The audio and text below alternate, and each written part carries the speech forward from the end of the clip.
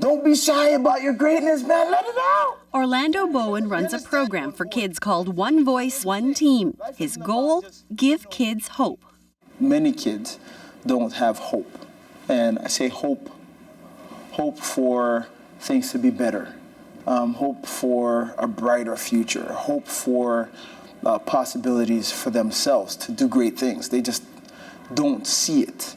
And in this day and age where so many things are delivered instantly in terms of that gratification, it's hard when you're talking about long-term planning and being able to see past today and working today for something that you won't reap the benefit for until 5 or 10 years down the road. It's a challenge. It's a shift in mentality in terms of their expectations, but that's our job, is to build hope.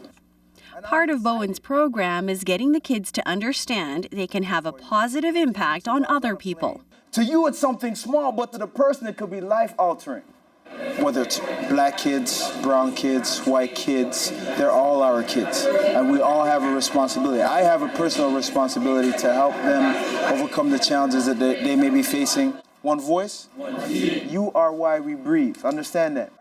Bowen's commitment to kids was born of a really bad day in his life. In 2004, he was playing in the CFL and had just signed to a 5th season. After a night out to celebrate, Bowen was confronted by plainclothes Peel police officers. I was laying there, face down on the pavement, bleeding and knowing that my life was about to end. And all I could think was, God, not like this. I got too much in me to give. And it was almost like I asked myself one question. Had I done enough? Had I given enough? Had I cared enough? Had I shared enough? Thrown in jail, Bowen was charged with drug possession and assault. No person in this country should have to undergo the level of beating, mistreatment, and prosecution this man and his family went through because of the color of his skin.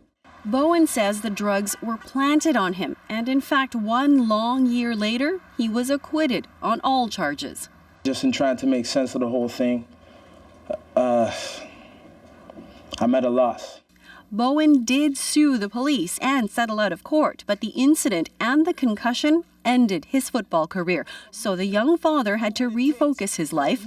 Already working with kids in schools, he decided to start his own charity. I've been bullied. I've had a lot of trouble trying to find who I am through school, but after joining One Voice, One Team, I now really have the confidence to go after my dreams, to be a lawyer. I don't have a big father figure in my life, so this program has really helped me to develop as a young man. It's taught me that, I have a really big opportunity to do something really big with my life.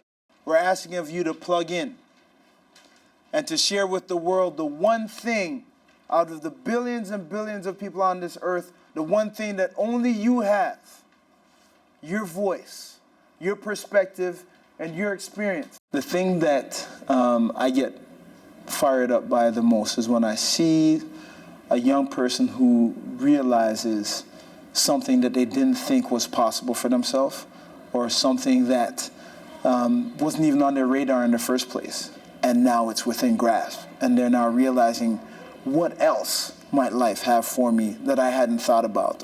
Life isn't about just, being a spectator. It's about how are you gonna step it up. Bowen wants the kids in his sessions to learn to lead by example. Why else is it difficult to lead by example? To show them what he means, he made an example of himself. Last month, Bowen released a letter of forgiveness to the officers who assaulted him 10 years ago. I'm actually grateful for the experience that I went through because it changed my perspective on so many things about life, about being a father, about being a husband, about being a community servant. So many things changed.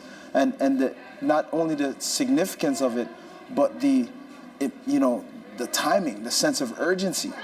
Call it overcoming adversity or call it turning a negative into a positive, Orlando Bowen is proof it's not just possible, it's powerful. Even though difficult things may happen to us and will happen to us, those things don't have to determine who we are, first of all, or what we can become.